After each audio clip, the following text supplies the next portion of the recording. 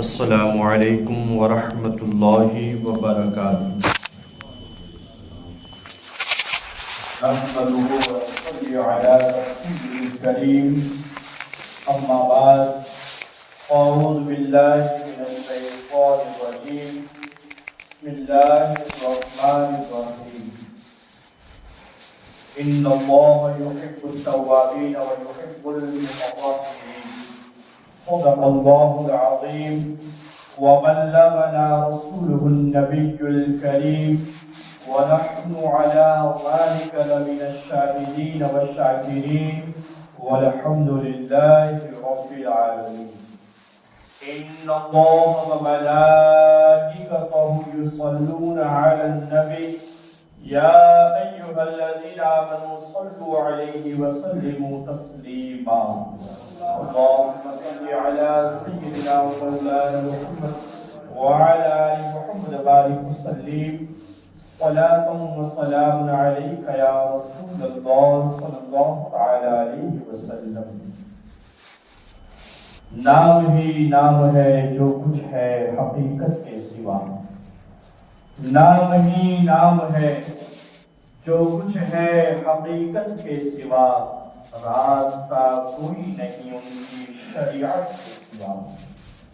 اور دن کو ہوشیار رہو، رات کو بیدار رہو، دن کو ہوشیار رہو، رات کو بیدار رہو، چین کی نیند کہاں ملتی ہے تربت کے سوا۔ اور دل پہ دلدار کی ہر وقت نظر رہتی ہے، دل پہ دلدار کی ہر وقت نظر رہتی ہے، ان کی سرکار میں کچھ بھی نہیں نیت کے سوا۔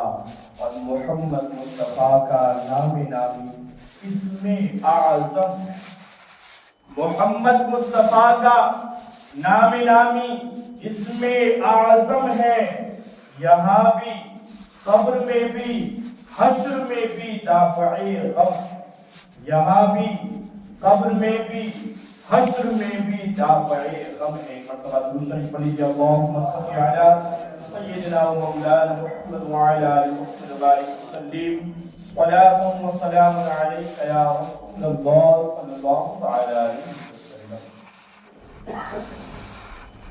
اس رب العالمین کا بے پناہ شکر عظیم ہے کہ اس رب تبارک و تعالی نے ہمیں یہ برکت والا مہینہ عطا کیا۔ یہ شعبان المعظم اپنی برکتوں اپنی رحمتوں کے ساتھ جلوہ افروز ہے، اور اللہ کا احسان ہے کہ اللہ تبارک و تعالی نے ہمیں اس مہینے میں ایک عظیم مغفرت والی رات کا برکت والی رات کا، اور اللہ کا احسان یہ بھی ہے، اس کا کرم ہے، اس کا شکر ہے کہ اللہ نے ہمیں اشرف المخلوقات بنایا، انسان بنایا، اور اللہ چاہتا ہے کہ ہم نے جب تم کو انسان بنایا ہے تو تم اب انسان بن کے رہو، یعنی اللہ ہم سے انسانیت چاہتا ہے کہ تم انسان بن کے رہو۔ لیکن انسان جب اس دنیا کی رنگینیوں کی طرف جاتا ہے، جب انسان دنیا کے بازار کی طرف جاتا ہے تو وہ انسان گناہوں کی طرف ملوث ہے، انسان گناہوں کی طرف ایسا مائل ہو جاتا ہے کہ جس کی وجہ سے انسان کا دل ایک ایسا جو پاک ستھرا تھا، جس کو اللہ نے پاک بنایا تھا، انسان گناہوں کی وجہ سے اپنے دل کو ناپاکی کی طرف لے جاتا ہے۔ کیونکہ جب بندہ گناہ کرتا ہے، گناہ کا داغ لیتا ہے، تو وہ داغ جو داغ ہے وہ داغ اس کے دل پر اثر کرتا ہے، گناہوں کی وجہ سے اس کے دل پر اثر کرتا ہے، اور وہ گناہوں کی طرف متاثر ہوتا ہے، وہ دنیا کی رنگینیوں کی طرف متاثر ہوتا نظر آتا ہے۔ اسی لیے اللہ تبارک و تعالی نے اپنے پیارے حبیب کی امت کے لیے ہر رات میں ایک وقت عطا فرمایا، ایک موقع عطا فرمایا کہ میں جانتا ہوں میں نے تجھے انسان بنایا ہے، تجھے میں نے عقل و شعور عطا فرمایا، میں نے تجھے نفس خواہش جیسی ایک دولت عطا فرمائی ہے، میں جانتا ہوں کہ تو ان دونوں کے بیچ میں ایسا گر جائے گا کہ تو کبھی گناہوں کی طرف نظر آئے گا، کبھی تو گناہوں کے اڈوں کی طرف نظر آئے گا، اس لیے میں اپنی امت کو ہر رات میں ایک وقت عطا کروں گا کہ جب یہ امت اس وقت اس رات اٹھ کر اللہ کی بارگاہ میں توبہ کرے گی، استغفار کرے گی تو میں اس کی بخشش فرما دوں گا۔ اور وہ رات آپ لوگ جانتے ہیں کہ آخری رات کا حصہ جسے ہم تہجد کا وقت ہیں، کہ اللہ تعالیٰ نے ہر رات میں، اسی لیے دن سے زیادہ افضل رات کو قرار دیا۔ دنوں میں 7 دنوں میں سب سے افضل دن کون سا ہے؟ یہی دن جسے آج جمعہ ہے، یہ دن کا ہے، لیکن رات افضل دن سے اس لیے ہے کیونکہ اللہ نے رات میں ہر رات کو ایک دن ایک وقت ایسا عطا فرمایا کہ جب بندہ اس رات میں اٹھ کر اللہ کی بارگاہ میں رجوع کرتا ہے، توبہ کرتا ہے، استغفار کرتا ہے تو اللہ تعالیٰ اسے بخشش فرما دیتا ہے اس رات میں، اس حصے کو۔ لیکن اے رب، یہ گنہگار بندے جو ذمہ داری اور دنیا کی آرائش اور یہ گناہوں کے بوجھ سے دبی ہوئی ہے، یہ اس رات کے اس لمحے میں جو تو نے عطا فرمائی ہے وہ اس رات کے اس لمحے میں اٹھ نہیں پاتی۔ یہ گنہگار امت جو گنہگار بندے ہیں، مولا تو نے جس رات کا آخری حصہ اسے مغفرت کے لیے دیا ہے، بخشش کے لیے دیا ہے، یہ گنہگار لوگ اٹھ نہیں پاتے ہیں، تو اللہ تبارک و تعالیٰ نے اپنے حبیب کی اس امت کے لیے ایک رات ایسی عطا فرمائی کہ صرف رات کا ایک حصہ نہیں، جب شعبان المعظم کی 15 شعبان کی رات آئے گی جسے ہم اور آپ شب برات کہتے ہیں، وہ صرف رات کا ایک حصہ نہیں ہوگی بلکہ مغرب کے وقت سے شروع ہو جائے گا اور آواز دی جائے گی، اللہ کی رحمت پکارے گی کہ ہے کوئی جو بخشش طلب کرتا ہے میں اسے بخش دوں، ہے کوئی جو معافی طلب کرتا ہے میں اس کو معاف کر دوں۔ جب شعبان کی وہ رات آتی ہے تو صرف رات کا ایک حصہ نہیں بلکہ اللہ تعالیٰ نے ہم جیسے گنہگاروں کے لیے وہ پوری پوری رات عطا فرمائی کہ اس رات میں تم جس وقت بھی اللہ کی بارگاہ میں ہاتھ اٹھا کر دعا کرو گے، معافی مانگو گے، بخشش طلب کرو گے، اللہ تعالیٰ تمہیں معاف کرے گا۔ رحمتیں پکارتی ہے کہ اللہ اگر کوئی ہے جو تیری رحمت کو تلاش کر رہا ہے، تیری بارگاہ میں مغفرت طلب کر رہا ہے، تو فرشتے اس کی مغفرت کو اللہ کی بارگاہ میں لے جاتے ہیں اور کہتے ہیں کہ فلاں بندہ ہے جو آج کی رات تیرے مبارک گھر میں بیٹھ کر تیری بارگاہ میں مغفرت طلب کر رہا ہے، بخشش طلب کر رہا ہے، تو اللہ کی رحمت اور اللہ اسے بخشش کا بڑھوانا عطا کرتا ہے، اللہ اسے معاف کر دیتا ہے۔ لیکن اللہ اکبر، پھر بھی ہم اس رات کو، جو رات ہمارے لیے بنائی گئی ہے کہ یہ رات یہ قوم، یہ امت، یہ گنہگار لوگ اللہ کی بارگاہ میں توبہ و استغفار کرے، اور ہم کیسے محروم ہیں کہ اس رات کو اللہ کی عبادت سے دور ہم اس کو گھومنے میں لگا دیں۔ اللہ دوستو، آج اسی چیز کا ہونا ہے کہ ہم نے جو ایام ہمارے لیے اللہ نے دیے ہیں، رسول اللہ صلی اللہ تعالی علیہ وسلم کے صدقے میں ہمیں جو دن ملے ہیں، آج ہم انہیں تہوار منانے لگے۔ دوستو، یہ شب برات، یہ شب معراج، یہ شب قدر، یہ تہوار نہیں ہے دوستو، بلکہ یہ رات تمہیں آخرت کی یاد دلاتی ہے، تمہارے لیے بخشش دلاتی ہے اور تمہاری بخشش کرواتی ہے۔ آؤ تو صحیح، اللہ کی بارگاہ میں تو آؤ، شب قدر ہو، شب معراج ہو، شب برات ہو، اس رات میں جاگ کر اللہ کو راضی تو کرو، تمہیں تمہاری بخشش کا پروانہ مل جائے۔ لیکن افسوس، ہم اس کو تہوار کی شکل مناتے ہیں۔ دوستو، یہ تہوار نہیں، یہ تو اللہ کی یاد دلانے والی راتیں ہیں۔ یہ تو آخرت کی یاد دلانے والی راتیں ہیں. یہ شب برات آپ جانتے ہیں اس کو برات کیوں کہتے ہیں؟ شب یعنی رات اور برات یعنی آزادی, رہائی. یہ رہائی کی رات ہے, یہ آزادی کی رات ہے. جس رات کو تم گھومنے میں لگا دیتے ہو, اچھے کھانوں میں لگا دیتے ہو, دوستو یہ رات تمہاری جہنم سے آزادی کی رات ہے.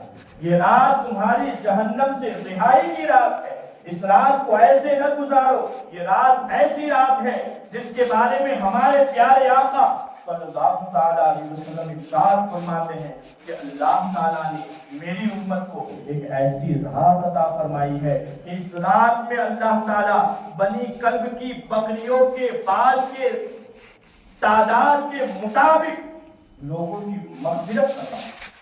اللہ, اس دور میں بنی کلب ایک قبیلہ تھا اور ان کے پاس جانور زیادہ تھے اور ان کی بکریوں کے بال اتنے زیادہ تھے کہ اس دور میں ان کی بکریوں سے زیادہ بال کسی اور بکریوں کے نہیں.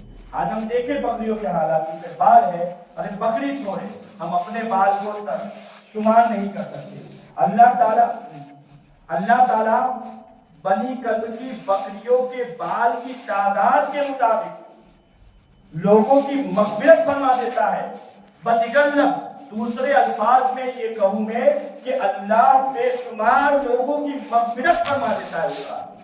بے شمار لوگوں جس کو شمار نہیں کیا جاتا, اگر اس بے شماروں میں ہم بھی شمار ہو جائے تو ہمارے لیے تو یہ زندگی کی کامیابی کی نشانی ہے. یہ مغفرت کی رات, کیا ہم نہیں چاہیں گے کہ ہماری بھی مغفرت ہو جائے؟ ہم نے یہ دنیا میں یہ جو زندگی گزار رہے ہیں, ہم نے نافرمانیوں میں زندگی گزار دی. ہم اگر اپنے آپ کا محاسبہ کریں, ہم اپنی زندگی کو سوچیں کہ ہم جب سے پیدا ہوئے ہیں, عقل و شعور آیا ہے, اس وقت سے لے کر آج تک ہم نے جو نافرمانیاں, ہم نے جو ایام گزارے ہیں, ہم نے جو دن رات گزارے ہیں, ہم سوچیں کہ کیا ہم واقعی میں مغفرت کے لائق ہیں. لیکن اللہ کی مغفرت, اللہ کی رحمت اتنی وسیع ہے, اتنی بڑی ہے جس کو ہم اپنے علم میں نہیں لا سکتے. اسی لیے اللہ تعالیٰ چاہتا ہے کہ میری محبوب کی امت اس رات میں مغفرت کرے. لیکن محبوب کی امت اس سے بھی غافل نہیں, اس سے بھی محروم ہو جائے تو اس سے بڑی محرومیت کس چیز کی؟ دوستو, یہ راتیں, یہ رمضان, یہ شعبان, یہ ماہ رجب, یہ دن, یہ مہینے اس لیے آئے ہیں کیونکہ یہ تمہیں آخرت کی طرف لے جاتے ہیں. یہ یاد دلاتے ہیں کہ اے دنیا کے لوگوں, تم نے اپنی زندگی کو اپنی طبیعت کے مطابق گزار لیا ہے. جانتے ہیں کہ تمہارے پاس ذمہ داریاں ہیں, تمہیں ذمہ داریاں دی گئی ہے, لیکن یہ ذمہ داری تمہاری کب تک ہے؟ اس کا بھی ایک عین ہے, اس کا بھی ایک آخر وقت آئے گا. جب تم اس دنیا کو چھوڑ کر جاؤ گے تو اس ذمہ داری کا بھی ایک آخری وقت آئے گا. لیکن اس آخری وقت کے بعد جب تم قبر میں جائے گا, جب تم حشر میں جائے گا, جب تم آخرت کے میدان میں جائے گا, تو اس کی ذمہ داری بھی سب سے بڑی ذمہ داری ہے جو تمہاری زندگی کی حقیقت ہے. ہم کہتے ہیں کہ نماز سے دور ہے کیونکہ ذمہ داری بہت ہے. ہم نماز نہیں پڑھتے کیونکہ وقت نہیں ملتا.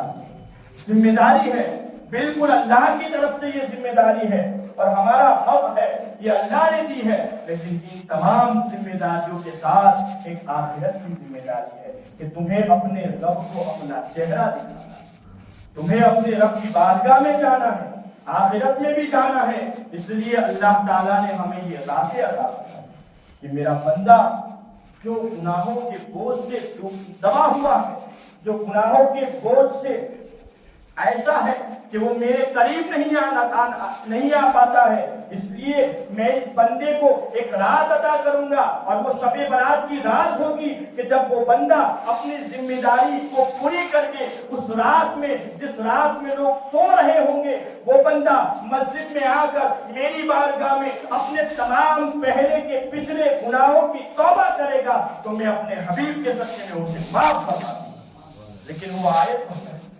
رحمت پکار رہی ہے کہ ہے کوئی بخشش مانگنے والا, آج اللہ کی رحمت کے دروازے کھلے ہوئے ہیں. آج کوئی بھی اللہ کی بارگاہ میں آئے اور رحمت کی طلب کرے, رحمت کی تلاش میں آئے, مغفرت کی تلاش میں آئے, تو آج اس کو مغفرت دے دی جائے گی. رزق کی تلاش میں آئے, اسے رزق عطا کر دیا جائے گا. اولاد نہیں ہے, اولاد کے لیے دعا کرو, اولاد عطا کر دی جائے گی. جس چیز کی بھی حاجت ہو اللہ تعالیٰ اس رات میں اس کی حاجت کو پوری کر دے گا. لیکن وہ رات میں آئے تو نواز رسول, جگر پارے بطول, شہزادے مولا علی, حضرت سیدنا امام حسن جو امام حسین کے بڑے بھائی ہیں, ان کے تعلق سے حضرت سیدنا طاؤوس رحمت اللہ تعالی علیہ جو ایک تابعی, جانتے ہیں تابعی کس کو کہتے ہیں؟ صحابی کس کو کہتے ہیں؟ تابعی کس کو کہتے ہیں؟ یہ بڑے بڑے جن کو اللہ تعالیٰ نے یہ مرتبے دیے, جو صحابی رسول کو دیکھے اور ایمان کی حالت میں دنیا سے جائے اسے تابعی کہتے ہیں. حضرت سیدنا طاؤوس وہ ایک روایت نقل کرتے ہیں اپنی کتاب میں, وہ فرماتے ہیں کہ میں نے ایک مرتبہ شہزادہ رسول نواز رسول امام حسن سے پوچھا کہ اے امام حسن, آپ کی تربیت تو آپ کے نانا جان نے کی ہے, آپ تو رسول اکرم صلی اللہ تعالی علیہ وسلم کے کاندھوں پر سوار ہوتے تھے, آپ نے تو ان سے ڈائریکٹ علم حاصل کیا ہے, ڈائریکٹ تعلیم حاصل کی ہے. سرکار, اے شہزادے رسول, اے سیدزادے, میں آپ سے پوچھتا ہوں کہ آپ شب برات کیسے گزارتے ہیں, آپ شب برات میں کیسے رات گزارتے, کیسے عبادت کرتے تھے؟ آؤ دیکھو حضرت امام حسن کیا فرماتے ہیں. نواز رسول سرکار امام حسن فرماتے ہیں کہ میں اس رات کو 3 حصوں میں تقسیم کرتا ہوں, میں اس رات کو 3 حصوں میں تقسیم کرتا ہوں. اور ہم تو اللہ اکبر کیسے تقسیم کرتے ہیں؟ ہمارا تو ناشتے کا ٹائم الگ, چائے کا ٹائم الگ, ملنے جلنے کا ٹائم الگ, درگاہوں پر جانے کا ٹائم الگ. جانا چاہیے بالکل, کیونکہ اس میں اس رات میں ہمارے پیارے آقا صلی اللہ تعالی علیہ وسلم کی جنت البقیع تشریف لے جاتے ہیں. جنت البقیع قبرستان میں تشریف لے جاتے تھے اور وہاں جا کر اس رات میں جاتے تھے. یہ جانا ثابت ہے, اس لیے قبروں پر, مزاروں پر, بزرگوں کی بارگاہ میں جانا چاہیے. لیکن ان سب چیزوں کے ساتھ اللہ کی بارگاہ میں عبادت بھی کرنی چاہیے, مغفرت بھی طلب کرنا چاہیے. بہرحال تو حضرت امام حسن فرماتے ہیں کہ میں اس رات کو 3 حصوں میں تقسیم کرتا ہوں. پہلا حصہ اس لیے اس یاد میں گزارتا ہوں, اس ذکر میں گزارتا ہوں کہ جس ذکر کا حکم اللہ تعالیٰ نے دیا ہے. کیا دیا ہے؟ یا ایھا الذین آمنوا صلوا علیہ وسلموا تسلیما, اے ایمان والو میرے پیارے حبیب پر درود و سلام کیجیے. امام حسن فرماتے ہیں کہ طاؤوس, میں پہلا حصہ جو میں نے تقسیم کیا 3 حصوں کو, تو پہلے حصے میں اپنے نانا جان سید الانبیاء رحمت للعالمین کی بارگاہ میں درود و سلام پیش کرتا ہوں. اس رات میں, کیونکہ یہ مہینہ جس رات میں آیا ہے, اس مہینے میں یہ آیت کریمہ نازل ہوئی. میرے نبی میرے نانا جان کے اوپر درود و سلام کرنا, کہ اسی رات میں میں ایک الگ سا وقت کے لیے نکالتا ہوں, درود و سلام.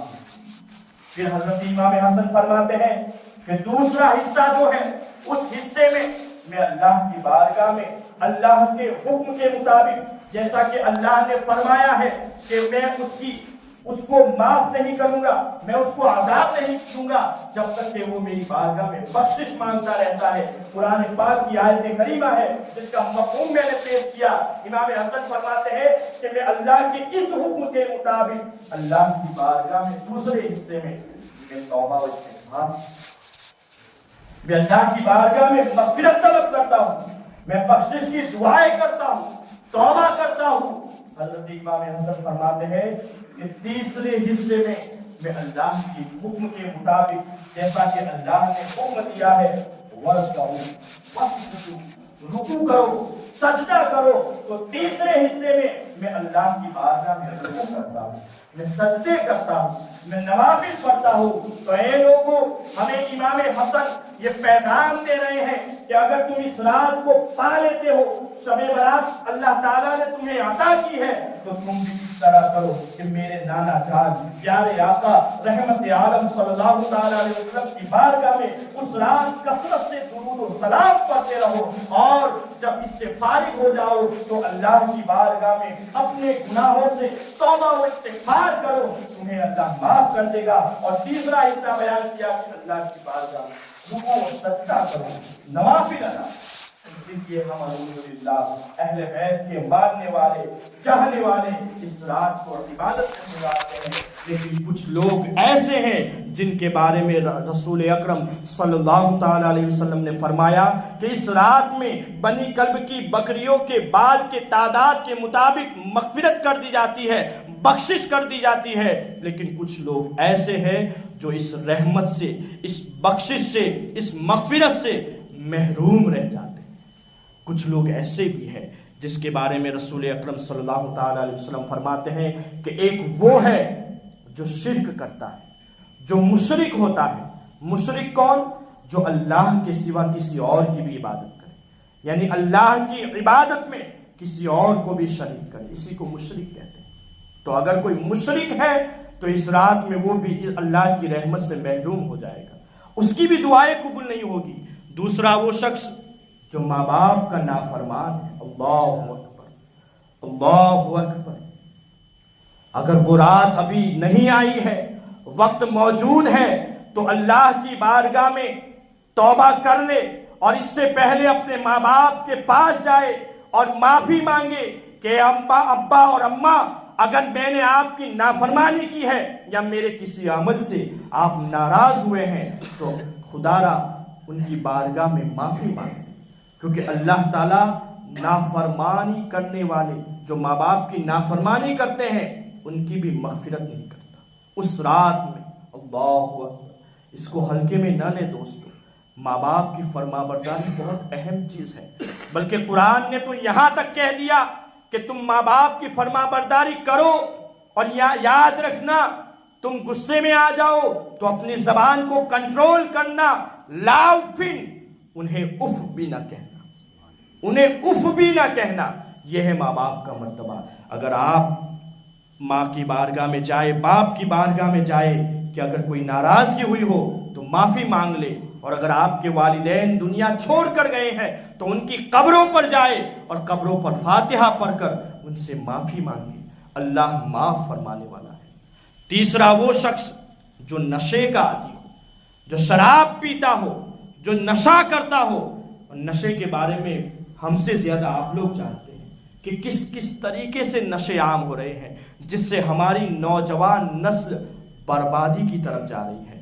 اس لیے جو شخص چاہے کسی بھی طریقے سے نشہ کرتا ہو، صرف شراب پینا ہی نشہ نہیں ہے، بہت طریقے ہیں. بہرحال نشہ کرنے والا ہوتا ہے، اللہ تعالیٰ اس متبرک اور عظمت والی رات میں اسے بھی اپنی رحمت سے محروم رکھتا ہے، اسے بھی مغفرت نہیں ملتی. اور چوتھا آدمی کینہ پرور، جو دل میں کسی کے لیے کینہ رکھتا ہے. اللہ اکبر. کسی کے لیے کینہ رکھنے والا اللہ کو اتنا ناپسند ہے کہ اللہ تعالیٰ شب برات کی رات میں اس کی مغفرت نہیں کرتا. اسی لیے اگر دل میں کینہ ہو کسی کے تعلق سے تو یہ دور کر دیا جائے اور کینے کو دل سے پاک کر دیا جائے، ورنہ اس رات میں کہیں ایسا نہ ہو کہ ہم محروم ہو جائیں. اس لیے اس سے بھی بچے. اور پانچویں چیز بیان کی ہے رسول اکرم نے کہ تکبر سے کپڑے لٹکا کے چلتا ہوا جانے والا مرد یا عورت، یعنی تکبر کے طور پر اپنے کپڑے کو ہلاتے ہوئے لٹکاتے ہوئے جانے والے لوگ اللہ تعالیٰ کو ناپسند ہیں. اللہ تعالیٰ اس رات میں اس کی مغفرت نہیں کرتا. اللہ یعنی تکبر کرنے والے. تو یہ بھی ایک بیماری ایسی ہے جو آج ہمارے معاشرے میں نظر آتی. اس لیے اگر ابھی بھی وقت ہے اس رات کا کہ اس رات سے پہلے اگر ہمارے اندر یہ چیزیں ہیں تو اس سے توبہ کرنا.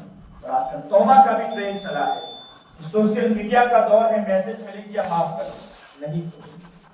ایک چیز یاد رکھنا، آنکھوں کا کام ہے دیکھنا، ہاتھ کا کام جو ہے وہ ہاتھ ہی کر سکتا ہے، پیر کا کام چلنا ہے تو وہ پیر ہی کر سکتا ہے۔ اسی طرح توبہ کا جو مقام ہے اس جب تک انسان دل سے توبہ نہ کرے، دل سے معافی نہ مانگے، تب تک اس کی معافی قابل قبول نہیں۔ یہ میسج میں یا سامنے زبان سے کہہ دیا کہ ہمیں معاف کر دو، نہیں، اللہ کی بارگاہ میں معافی کب قبول ہوگی؟ جب آپ دل سے اس سے معافی مانگیں، دل سے آپ ندامت کے ساتھ کہ مجھ سے خطا ہو گئی ہے، مجھ سے غلطی ہو گئی ہو تو مجھے معاف کر، یہ ہوتا ہے طریقہ۔ لیکن آج کل سوشل میڈیا کے لیے ہم لوگوں نے یہ چھوڑا ہے، اور یہ شروع بھی ہو جائے گا، اس سے بھی بچے۔ ایسے توبہ نہیں مانگتے، ایسے توبہ نہیں کی جاتی ہے، بلکہ جس کے تعلق سے ظلم ہوا ہے اس کے پاس جائے اور کہے کہ میں دل سے آپ سے معافی مانگتا ہوں، تب جا کے آپ میں محبت پیدا، تب جا کے تو آپ کی توبہ اللہ کی بارگاہ میں قبول ہوگی۔ اس لیے دوستو، شب برات کی رات آ رہی ہے، اس رات میں اللہ تعالیٰ کی بارگاہ میں توبہ و استغفار کرے، اللہ کو راضی کرے کہ